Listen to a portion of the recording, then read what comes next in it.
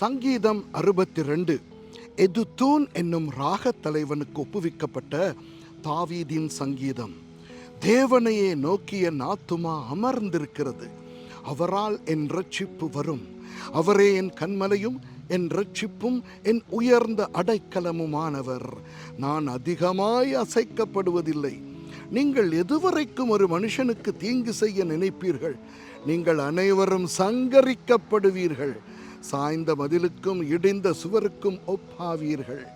அவனுடைய மேன்மையிலிருந்து அவனை தள்ளும்படிக்கே அவர்கள் ஆலோசனை பண்ணி அபத்தம் பேச விரும்புகிறார்கள். தங்கள் வாயினால் ஆசீர்வதித்து தங்கள் உள்ளத்தில் சபிக்கிறார்கள். என் ஆத்துமாவே, தேவனையே நோக்கி அமர்ந்திரு.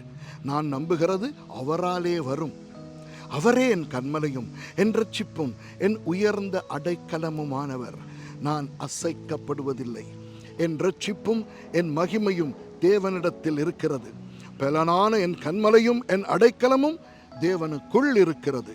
ஜனங்களே, எக்காலத்திலும் அவரை நம்புங்கள். அவர் சமூகத்தில் உங்கள் இருதயத்தை ஊற்றிவிடுங்கள். தேவன் நமக்கு அடைக்கலமாயிருக்கிறார்.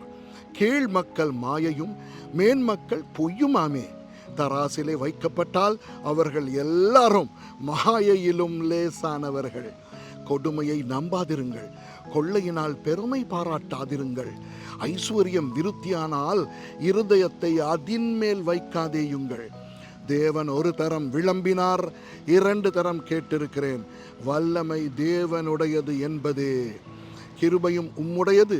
ஆண்டவரே, தேவரீர் அவனவன் செய்கைக்கு தக்கதாக பலனளிக்கிறீர். ஆமென்.